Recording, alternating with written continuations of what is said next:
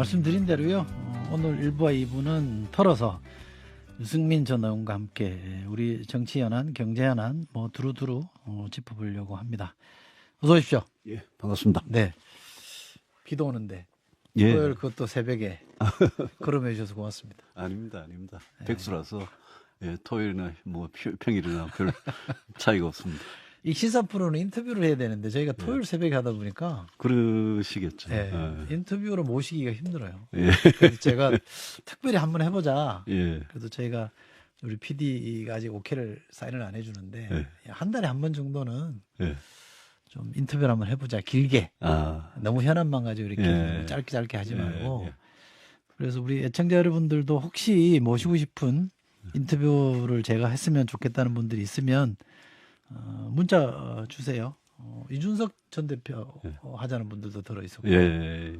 요즘 핫한 예. 조국 대표도 있고 예. 이런 분들 두루두루 좀 예. 모시고 올까? 좋죠. 한 달에 예. 한 번 정도. 예. 애청자 여러분도 의견 주시면 저희가 반영하겠습니다. 요즘 어떻게 지내세요? 예, 잘 지냅니다. 사람 만나고 예, 대구에 가끔 어머니 뵈러 가고 그렇게 지냅니다. 어떤 분이 차기에는 유승민 의원님과 김동연 지사님이 이끄시면 좋겠다고 고맙습니다. 덕담을 해주시네요. 예. 두 분 갑자기 이 말씀 주시니까 그런데 두 분을 이렇게 떠올려 보니까 경제 전문가들끼리 대결이 되겠네. 예, 그러네요. 네. 자, 그럼 오늘 정치 얘기는 좀 뒤에 하고요. 경제 얘기 좀 물어. 지금 경제 어렵죠. 정말 어렵죠. 근데 우리 유승민 대표님은 자타공인 경제 전문가시잖아요. 예. 경제학 박사시고. 박사라고 다 아는 건 아니죠. 예, 아시잖아요. 예. 요즘 경제가 많이 어렵다고 하더라고요. 물가도 그렇고. 정말 그래요. 예. 환율도 예. 그렇다고 그러고. 정부가 대응을 잘하고 있습니까? 어떻습니까? 글쎄요. 지난 2년 동안은 잘했다고 할 수는 없고, 저는 굉장히 큰 걱정이, 장기적으로는 하여튼 성장의 힘, 이런 게 없으니까 성장이 결국 일자리하고 소득인데 그게 굉장히 걱정이고요. 지금 저 또 하나 걱정이 집값이 집값. 예, 집값이 문재인 정부가 사실 민주당이 지난 대선에서 졌던 큰 이유 중에 하나가 부동산인데 그 문재인 정부 끝나고 윤석열 정부 처음 들어왔을 때 집값이 내려갔어요. 네. 저는 그때 내려가는 거를 더 내려가도록 가만히 내버려 뒀어야 된다. 왜냐하면 그때는 고금리, 코로나 끝나고 고금리하고 맞물려가지고 돈줄도 쪼이고 이러니까 내려갈 때 더 확실하게 많이 내려가도록 가만히 내버려 뒀어야 되는데 그게 이제 이 건설업계의 이 문제하고 관계가 있잖아요. 무슨 PF니 이런 거 하고. 그러니까 이 정부가 조바심을 가지고 그걸 못 참았던 것 같아요. 그러니까 계속 보면 지난해 올해 계속 지난 2년간 동안 집값을 인위적으로 떠받치는 정책을 해왔단 말이에요. 네. 그래서 고금리 하에서도 대출 같은 거 정책 금융 같은 거 엄청나게 하면서 최근에 다시 집값이 가파르게 오르는 조짐이 있는데 저는 이 문제는 잘못하면 문재인 정부 때하고 똑같은 문제를 윤석열 정부가 안고 갈 가능성이 있고 집값이라는 게 이게 전세, 매매 전부 다 이게 특히 수도권에 이게 젊은 사람들한테 엄청난 고통을 주고 이게 어떻게 보면 저출산 문제하고 굉장히 연결이 되어 있는 거잖아요. 이 문제 굉장히 좀 심각해 봅니다. 관련된 현안인데요.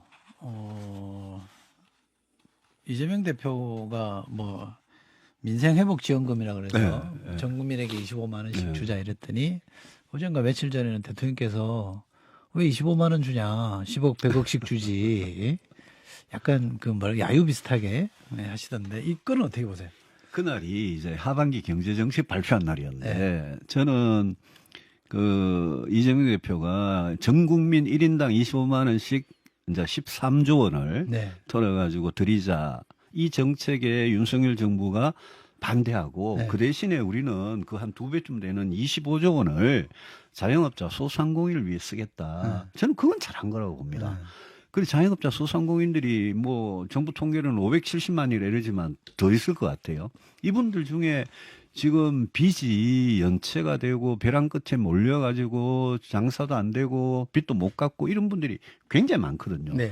그분들을 새 출발 기금이라는 거기다가 10조 이상의 돈을 넣어가지고 이분들한테 채무 재조정을 해주고 우리가 워크아웃이라 그러잖아요. 기업 워크아웃. 그 비싸게 이 소상공인 자영업자도 마찬가지입니다. 워크아웃을 하든 단순한 구제금융 베일아웃이라 그러죠. 그런 걸 하든 이 기금을 그동안은 뭐 1조 몇천억밖에 없었던 그 기금을 10조 원 이상으로 늘려가지고 그분들 도와주는 것은 잘한 건데 말씀하신 그 자리에서 대통령께서 제 같으면 이재명 대표의 전 국민이 25만 원을 그 전 국민한테 왜 주냐. 4년 전에 우리가 문재인 정부 때 긴급재난지원금이라고 해가지고 4인 가구 100만 원을 코로나 초기에 해봤지 않느냐. 근데 4인 가구 100만 원을 전 국민한테 드리니까 그때 소비로 연결이 되는 게 저소득층에 연결이 되는데 돈 많은 사람들 연결이 안 되더라. 그거 받지 않느냐. 이렇게 이야기하면서 기본소득이니 무슨 전 국민 25만 원 이런 정책은 윤석열 정부는 보수 정당은 이거는 찬성할 수 없다라고 나간 것까지는 좋았는데 1인당 100억을 주면요. 한번 계산해 보세요. 우리 인구 5천만만 잡아도 1인당 100억이면요. 이게 곱해보니까 50만 조 원이에요. 50만 조 원이면 얼마인 줄 압니까? 50만 조요? 예, 1조 원의 만조 원이 경이라고 그래요. 경. 우리 네. 조경해라는 거 있잖아요. 50경원이에요. 네. 50경원이 얼마나 많은 숫자냐면 우리 GDP가 2,500조 원쯤 된다 치면요. 우리나라 GDP 곱하기 200년이 200년. 그 정도 되는 이거는 뭐 진짜 천문학적인 숫자를 가지고 이야기하시니까 우리 국민들 중에 이재명 대표의 1인당 25만 원 주겠다. 민생회복지원금으로 거기에 대해서 사실 지금 줬으면 좋겠다. 받았으면 좋겠다. 그거 좀 솔깃하신 그런 어려운 국민들 사실 많이 계시거든요. 네. 그분들 계시는데 그분들한테 왜 25만 원 주냐 100억 원 주지 이렇게 말하면 듣는 국민들 입장에서 이건 뭐 진지하지도 못하고 굉장히 불편하신 거거든요. 그래서 대통령께서 그 말씀은 안 하시는 게 맞았고 그 대신에 민주당을 설득해서 좋다. 지금 자영업자 돕는 것도 우리가 25만 원 새출발 기금 이런 거 등으로 25조 원 하니까 우리 예컨대 그러면 저소득층, 빈곤층 진짜 살기 어려운 서민들을 위해서 당신들이 이야기한 민주당이 이야기한 그 25만 원 그거를 한번 같이 검토해 보자. 이런 식으로 나왔으면 저는 어떤 서민 복지나 서민들 소비를 진작시키기 위해서 그런 아이디어를 일부라도 만약 받아들였으면 그거는 저는 여야가 대통령이 야당하고 한번 합의해 볼 만한 거 아니냐 싶어요. 그렇죠. 근데 이재명 대표가 그렇게 한번 얘기를 한 적은 있죠. 왜냐하면 전 국민 대상으로 25만 원 주자고 했지만 대상을 누구로 할지 액수를 얼마나 할지는 정부가 알아서 하되 같이 한번 해보자 이랬는데 그때는 반응을 안 했죠. 반응 안 했죠. 반응 안 하고 그게 이제 이번에 하반기 경제정책에 자영업자 소상공인 25조 원으로 이제 우리 대안은 이거다라고 나는 저는 잘했다고 생각합니다. 근데 1인당 25만 원이라는 그 아이디어도 경제가 굉장히 나쁠 때는 그걸 완전히 전적으로 무시하지는 말고 좋다 그러면 빈곤층 저소득층을 위해서는 그거 한번 해보자. 이렇게 저는 할 수는 있다고 봐요. 그 정도로 약간 유연하면 그러면 민주당도 거기에 대해서 할 말이 별로 없을 거예요. 글쎄요. 뭐 민생과 관련된 거니까 여야간에 합의를 했으면 좋았을 텐데 그죠? 근데 이재명 대표가 평소에 기본소득이다. 네. 전 국민 똑같이 얼마 이런 이야기를 하도 자주 하니까 거기에서는 국민의힘이나 윤석열 정부가 끌려다니는 그거는 저는 명백히 반대입니다. 근데 그게 자가당착인 게 우리 국민의힘의 정강정책에 기본소득이 지금 들어와 있거든요. 네. 그리고 4년 전에 문재인 대통령이 4인 가구 100만 원씩 주겠다 이랬을 때 우리가 그때 총선 때 우리는 2배 줄게 이런 적이 있어요. 그런 거는 우리 당의 정책하고는 안 맞는 거예요. 그런 건 조심해야죠. 지금 제가 좀 궁금한 건 그런 겁니다. 지금 뭐 흔히 말하면 이제 기재부 천하다 이런 말도 많이 하잖아요. 네. 왜냐하면 다른 부처 장관 차관으로 많이 기재부 출신들이 가니까 역대로 아마 제일 많은 거 아닌가 싶은데 기재부가 사실 경제 전문가들이 모여 있는 데잖아요. 근데 왜 이렇게 잘 못할까요? 뭐 재평가가 들어가긴 합니다만 용산이 자꾸 개입해서 그럴까요? 지금 기재부 공무원들한테 그 사람들 능력 있는 사람들인데요. 저도 뭐 평생 알던 사람들이고. 근데 정권이 5년마다 바뀌면서 공무원들의 출세를 위한 줄서기 이런 게 계속 반복되고 그러면서 그 출세를 하려면 말 잘 들어야 되잖아요.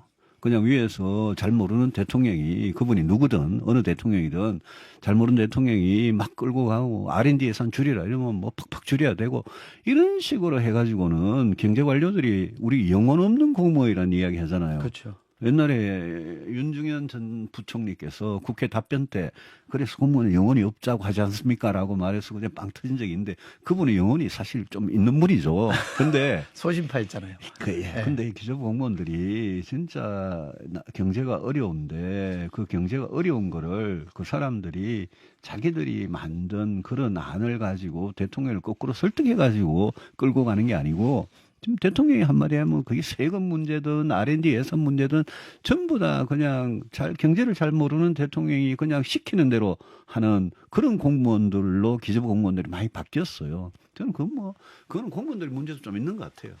근데 경로하시는데 어디다 대고 그 함부로 말하겠어요?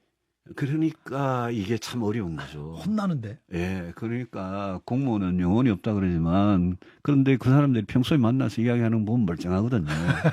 나라 경제 걱정을 진짜 많이 하고 그렇죠. 저성장, 저출산 문제, 네. 양극화 문제 이거 해결 안 하면 나라 망한다라는 생각은 멀쩡하게 알고 있거든요. 네. 그러니까 어떻게 보면 좀 리더가 대통령이 그 사람들 진짜 똑똑한 경제 관료든 전문가가 있으면 그 사람들한테 상당히 위임을 해주는 게 중요하겠죠.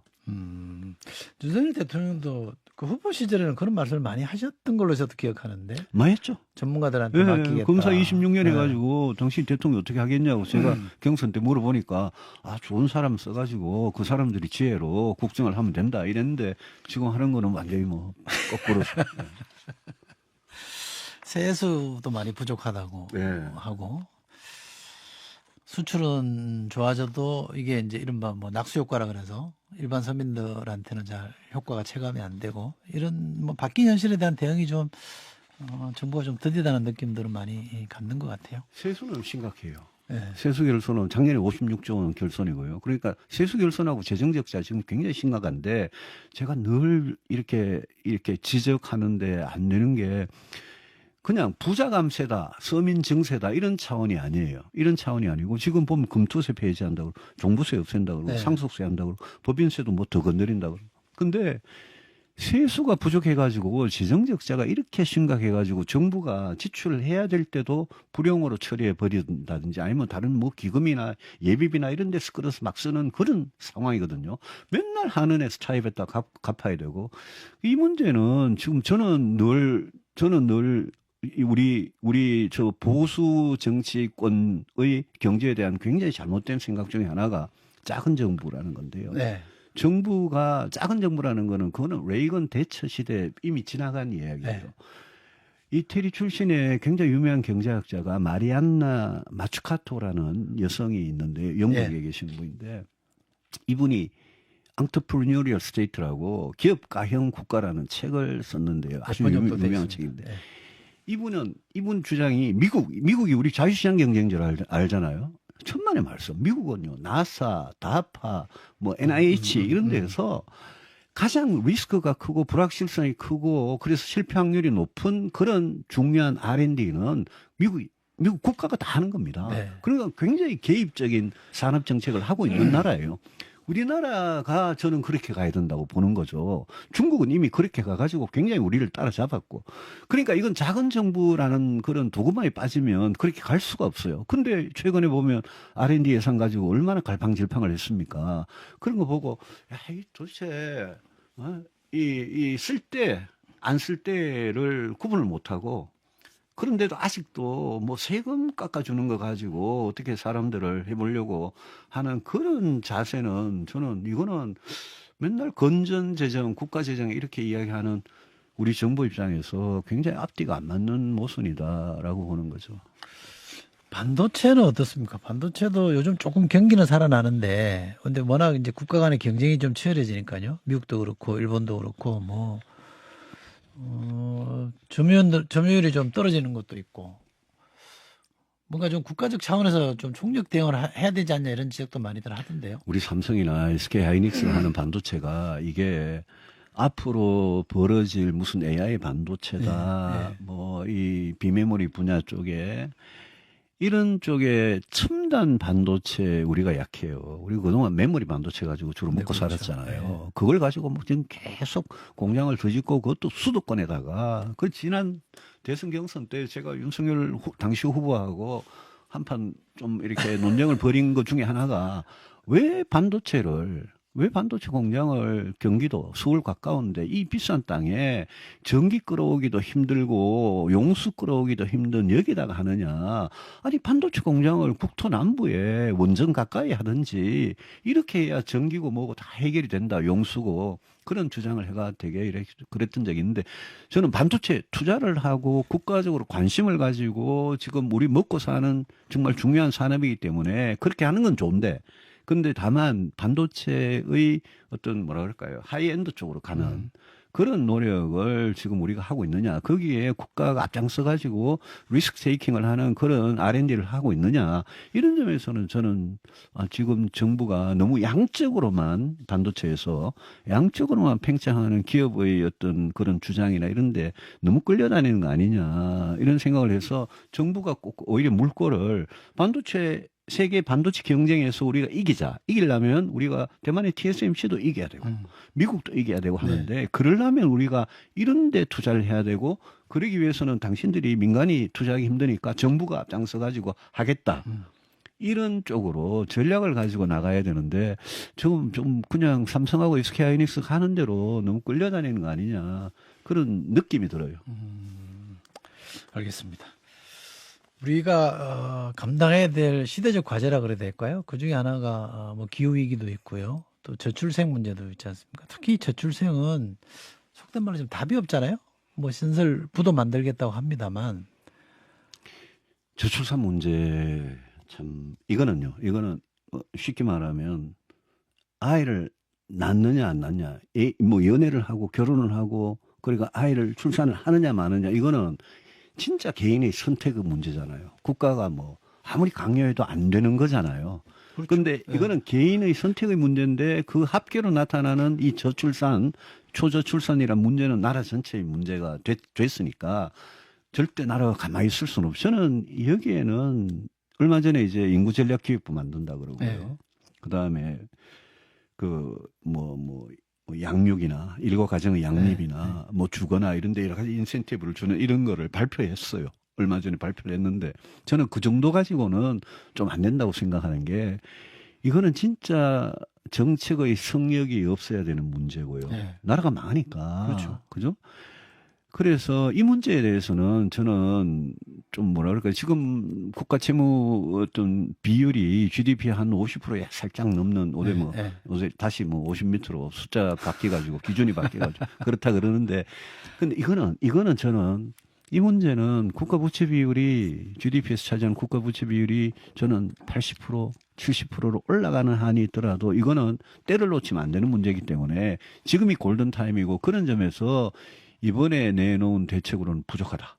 그래서 진짜 돈과 시간을 젊은 아빠 엄마가 돈과 시간에서 부담을 느끼지 않도록 하는 정책과 거기 플러스 일자리 노동이죠. 그다음에 주택 문제. 아까 제가 주택값, 집값이 상승이 걱정한 게 그런 부분에 대해서 진짜 모든 게 종합 대책이 돼야 되고 심지어 프랑스에서 박스라고 시민연대 협약이라고 1999년부터 했는데 프랑스는 뭐 가족수당 이런 것도 굉장히 잘 돼 있는 나라지만 비혼 출산 있지 않습니까? 맞아요. 네. 비혼 출산에 대해서 그걸 뭐 국가가 장려할 필요는 없지만 비혼 출산해도 똑같은 혜택, 똑같은 아동수당, 가족수당, 똑같은 복지 혜택을 받을 수 있도록 하는 그런 제도로 국회에 지금 법은 많이 나와 있어요.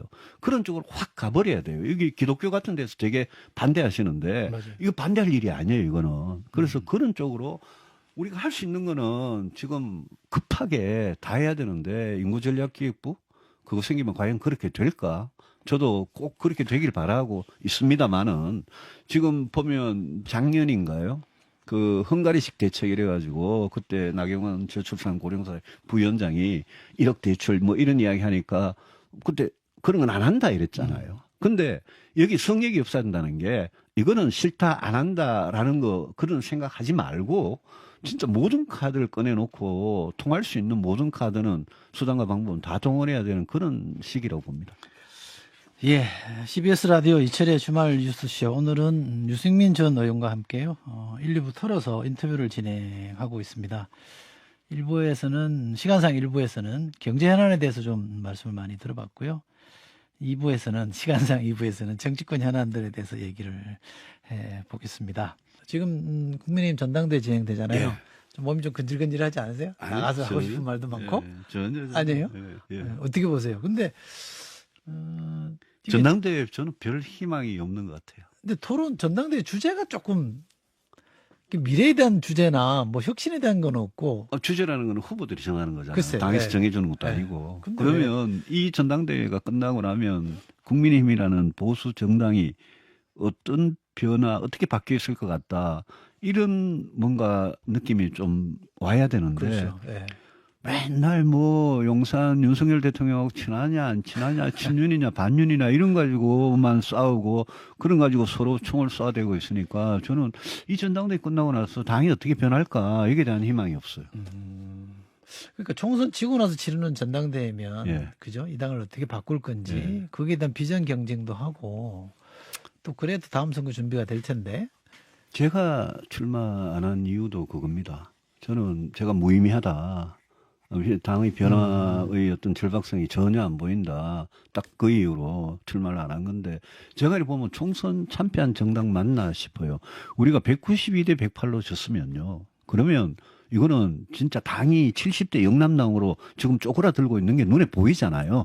그러면 이거는 당이 변하지 않으면 이거는 당이 망하는 길로 가고 있는 거니까 다음 지방선거, 다음 대선 뭐 안 봐도 뻔한 거거든요. 지금 이 상태로 가면.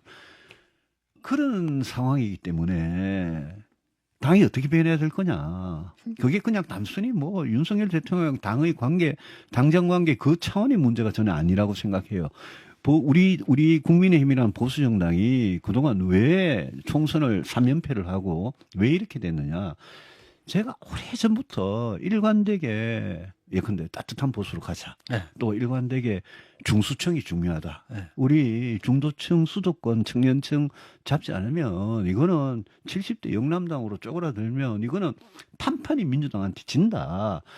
지금 도대체 이재명, 조국 같은 저런 사람들한테 진다는 게 이게 말이 되냐라는 이야기를 해도 저는 우리 당은 아직도 그렇게 변화할 생각이 별로 없으신 것 같아요.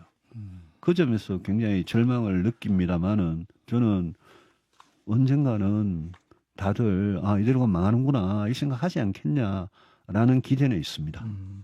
지금 전당대회 출마하신 원희룡 전 장관 예. 지금 후보시고 예. 뭐 언론의 평가에 의하면 용산이 공인한 이른바 친윤 후보라고 하는데 이분이 페북에 이런 걸 올렸다고 해요.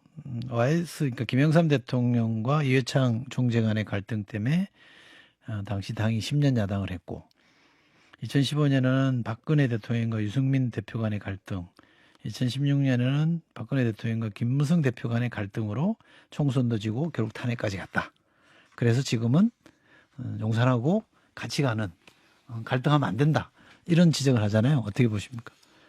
그냥 먼저 옛날에는 뭐 개혁적이라고 스스로 그렇게 이야기를 당의 개혁 변화 이런 이야기를 하더구만 요즘은 진짜 많이 바뀌었는데요. 근데 거꾸로 그러면 윤석열 대통령 지금 하자는 대로 그대로 똘똘 뭉쳐가지고 그대로 끌려가면 그럼 당이 사느냐 이렇게 질문을 해봤어야죠. 네.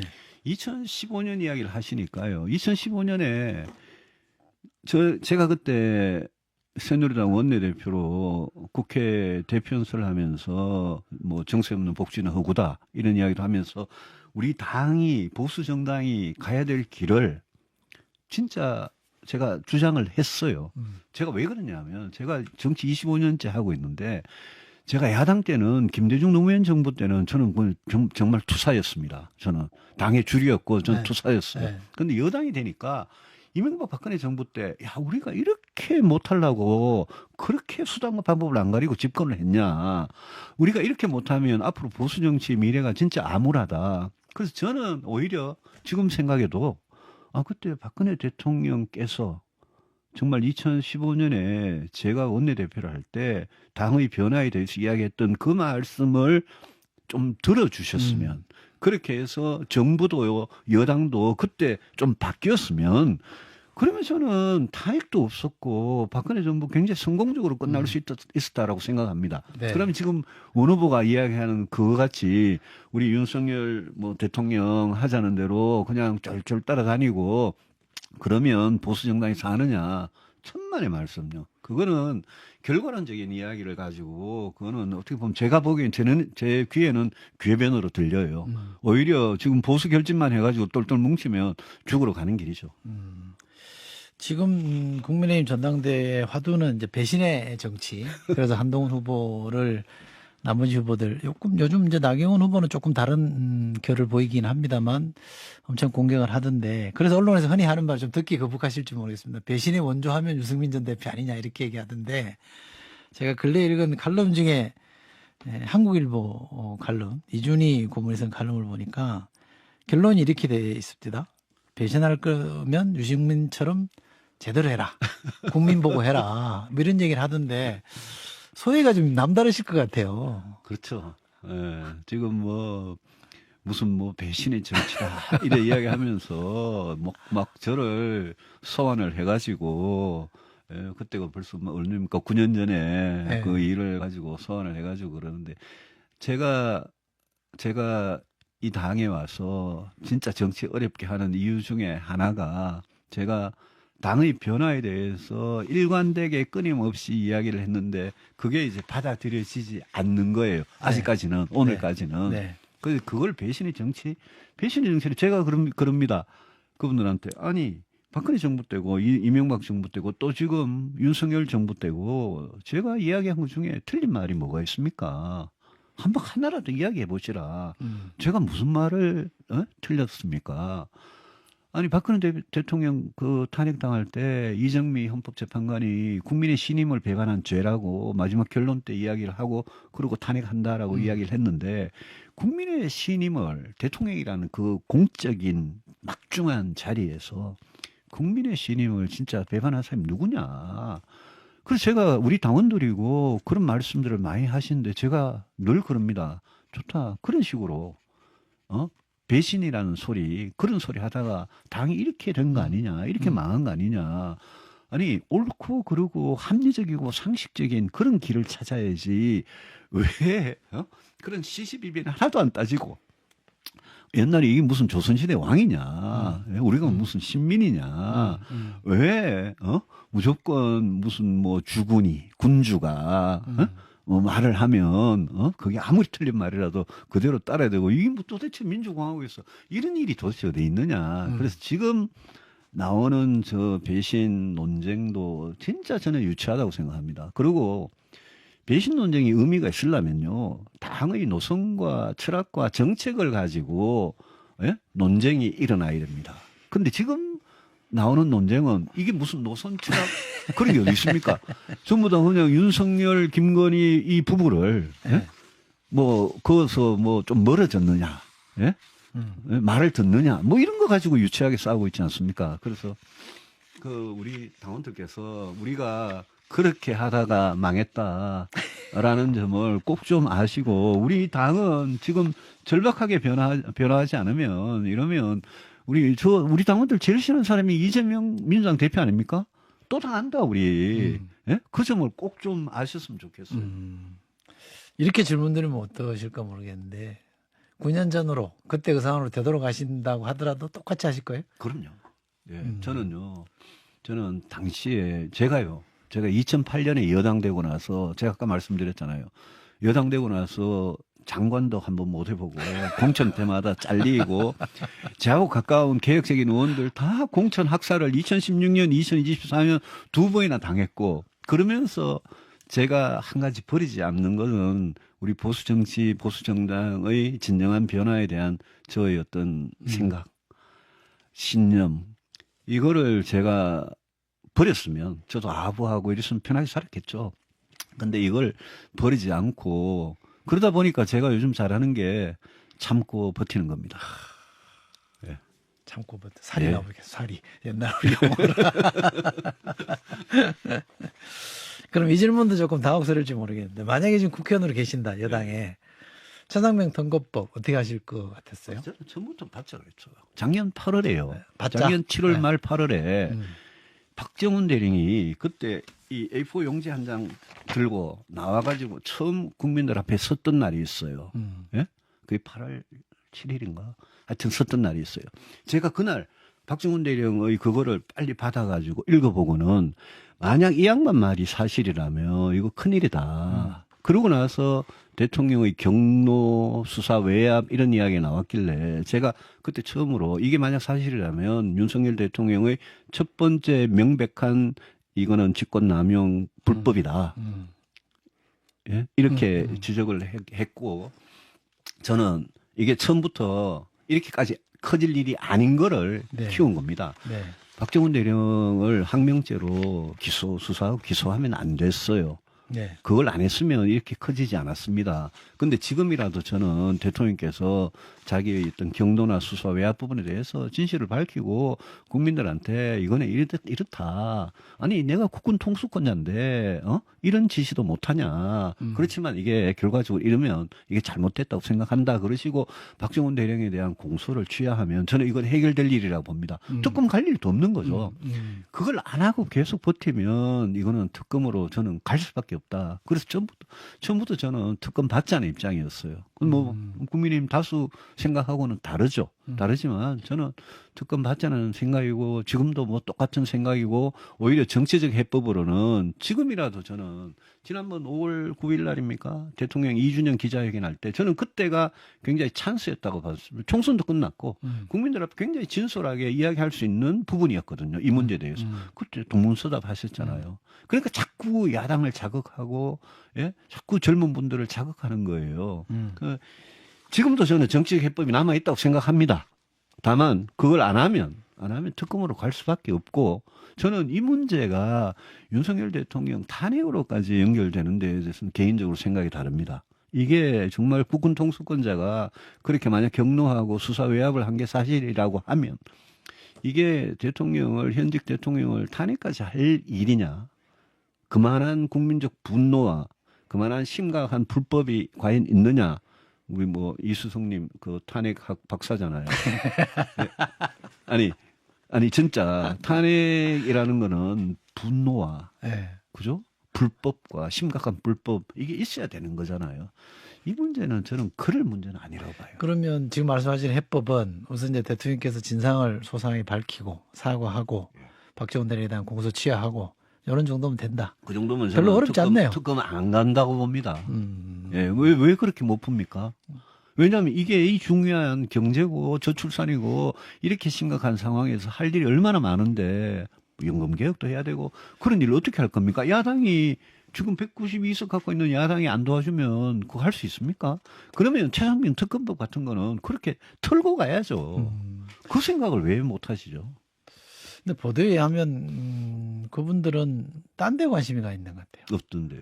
좀 근래 왜 보도 보면 김건희 여사 문자 이런 것도 한동훈 전 위원장한테 보낸 문자 이런 게 공개되는 거 보면 제 상식으로는 당사자가 주지 않는 이상 공개되기 어렵잖아요. 그런 거는. 근데 그 내용이나 분위기를 보면 한동훈 위원장, 한동훈 후보를 약간 좀 비난하는 성격이니까 그러면 이건 뭐 완전히 추론입니다만 용산에서 나오지 않았을까 싶은데 지금 현안들이 많은데 경제도 짚어보고 뭐 안보 상황도 그렇고 두루두루 할 일이 너무 많을 텐데 왜 이런 데 빠져 있을까요? 그 문자 보고 저도 놀랐는데 뭐 한동훈 위원장 쪽에서 그걸 흘렸을 리가 없죠. 그렇죠. 그러니까 뭐 흘렸다면 누군가 저쪽 용산 쪽에서 그런 것 같은데 저는 좀 이해가 안 되는 게요. 이런 게 있어요. 디올백 문제도요. 이것도 초반에 사과를 했으면 끝날 일입니다. 그렇죠. 진짜 진지하게 사과를 하면 우리 국민들께서 뭐 그래 실수했을 수도 있지. 그러고 지나갔을 일이에요. 근데 그 사과를 진짜 할 생각이 있었으면요. 작년에 사과했었으면 더 좋았지만 올해까지 이제 넘어왔다 칩시다. 그 1월 문제잖아요. 네. 1월 달에 김건희 여사께서 디올백 문제를 가지고 국민들한테 진짜 마음 깊이 사과하실 의향이 있었다면 그러면 왜 한동훈 위원장 허락을 받아야 됩니까? 하면 되지. 그거는 대통령과 대통령 부인이 문제니까 대통령실 문제잖아요. 물론 총선을 앞두고 당하고 상의할 수 있죠. 그렇지만 당이 뭐 한동훈 위원장이 문자 읽어보고 씹었다. 그러면 하면 되잖아요. 사과를 본인이. 그거 안 했는 것도 이상하고요. 한동훈 위원장도 좀 이상해요. 이렇게 이야기하더라고요. 뭐 공적 관계, 사적 관계. 근데 그 양반이 윤석열 대통령이 검찰총장 할 때는 예? 그때는 김건희 검찰총장의 부인하고 뭐 무슨 카톡이고 텔레그램이고 뭐 수백 통을 주고받았다면서요. 그런 보도 있었습니다. 그때는 왜 그러면 아니 검찰총장은 검사가 검찰총장하고 공적인 관계지 부인하고 공적인 관계 아니잖아요. 그때는 왜 그랬고 지금은 또 왜 그런지 이것도 이해가 안 되고 한동훈 위원장이 그게 사과를 하려는 게 아니고 사과하기 어렵다. 예? 라는 취지였는데 그게 뭐 뭔가 이렇게 가공이 예? 문자가 가공이 돼가지고 편집이 돼가지고 지금 이렇게 나온다 이렇게 이야기하니까 한쪽에서는 사과할 생각이 있었다 그러고 한쪽에서는 사과할 생각이 없었다는 문자였다 이러니까 완전히 정반대잖아요.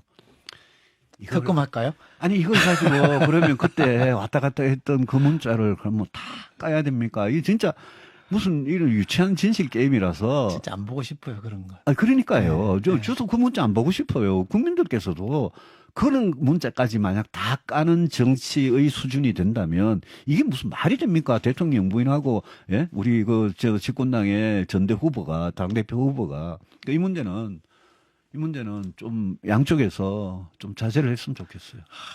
좀 이따가 또 녹취 같은 거 나오지 않을까 겁납니다, 진짜. 아유. 아니 무슨 전당대회가 아까 이야기했잖아요 우리가 당이 망하게 생겼는데 당이 어떻게 변해야 되냐 어디는 길로 가야 되냐 이걸 가지고 예? 토론 안 하고 무슨 예? 지난 1월에 총선 전에 문자 가지고 이해되세요 그게? 요간에 듣겠습니다. 민주당이 검사 4명에 대한 탄핵을 추진하면서 이제 법사위로 이제 회부를 시켜놓은 상태인데 요건 어떤 의견을 갖고 계십니까? 민주당이요 이제 오만의 극치로 가는 겁니다. 오만의 극치다. 예, 민주당이 제가 보기에는 지금 하고 있는 모습을 보면요, 아 민주당도 이제는 그동안은 윤석열 대통령의 무슨 오만과 독선, 이 국민들이 질렸는데. 민주당의 오만과 독선, 이재명의 오만과 독선에 이제 질려가겠구나, 곧. 그리고, 아니, 지난 총선 때 3년은 너무 길다면서요. 그러잖아요. 그랬죠. 근데 네. 22대 국회 들어가자마자 법사위나 운영위에서 일어나는 일들을 보면, 야, 22대 국회의원 저 사람들 4년이 너무 길다. 이 생각이 들어요. 대통령 임기 줄일 게 아니라 저 22대 국회 임기 줄여야 될지도 몰라요, 지금. 하는 짓을 길다. 보면, 수준을 보면. 근데 거기에 민주당이 중핵이에요, 핵. 그리고 검사 탄핵, 판사 선출, 무슨 선발제, 판사 탄핵, 이거는 입법부가 사법의 영역을 완전히 힘으로 협박으로 지배를 하려고 그러는 거거든요. 그 검사 4명이 다 이재명 대표 수사와 관련된 사람들 아닙니까? 뭐 경계롭게도 그렇더만요. 아니 국민들께 상식적으로 저도 검사를 별로 안 좋아합니다. 아니 저 안 좋아해요. 검사를 용병으로 2명이나 지금 연달아 하는 당을 보고 좀 기가 막히는데 저도 검사 안 좋아하지만 대한민국 검사 중에요. 이재명 대표를 수사한 그 4명의 검사만 진짜 예, 국회로부터 탄핵을 당할 그런 죄를 지었을까요? 생각해 보세요. 저는 아니라고 생각합니다. 그 4명의 검사들 보면 법리적으로도 그렇고 논리적으로도 탄핵 사유가 하나도 없어요. 제가 보기에는. 탄핵을 한 게 뭐냐? 결국은 수사를 지연시키거나 앞으로 판사급 탄핵까지 하면요. 재판을 지연시키거나 이러면서 그 중간에 눈치 봐가지고 예? 대통령 탄핵으로 연결이 만약 된다면 이 사람 이재명 대표 아니 대법원 확정 판결 나기 전에 대선 치러 보려고 하는 그런 거 아니냐. 뭐 당연히 그렇게 의심을 가질 수밖에 없는 그런 거죠. 저희가 아까 민주당이 이제 클라이막스의 정점에 도달해서 제가 보기에는 국민의힘만 정신 차리면 민주당은 내려갈 일만 남았다. 저는 그렇게 봐요. 네. 지금 현재 정치 상황을. 네. 근데도 왜 민주당이 뭘 믿고 저러느냐. 결국 최상병 특검이다. 디올백이다. 여러 가지 경제 민생 실정이다. 결국은 윤석열 정권이 잘못하는 거 그거 가지고 지금 먹고 사는 거잖아요. 우리 정치가 이런 식으로 가면 저는 언젠가 이수수께서는 어떻게 생각하시는지 모르겠는데 제가 보기에는 국민들이 이 양당의 이 저급한 저열한 이런 정치에 대해서 환멸을 느끼고 진짜 새로운 정치를 찾는 그런 국민의 에너지, 힘 이런 게 모일 날이 저는 멀지 않았다고 봐요. 예, 거대 정당이 서로를 너무 믿고 있는 거 아닌가 싶은 생각도 듭니다. 자, 무려 1시간 가까이 우리 유승민 전 의원 모시고 말씀을 들었습니다. 저는 인터뷰가 알차고 좋았는데 우리 애청자 여러분 어떠셨는지 모르겠습니다. 많은 분들이 격려 문자도 많이 주시고 토요일 새벽에 잘 될 거라는 덕담도 많이 주시고 했습니다. 비도 오고 토요일 비 피해가 좀 작았으면 좋겠습니다. 이른 아침에 어려운 걸음 해주셔서 고맙습니다. 예, 고맙습니다. 네. 예.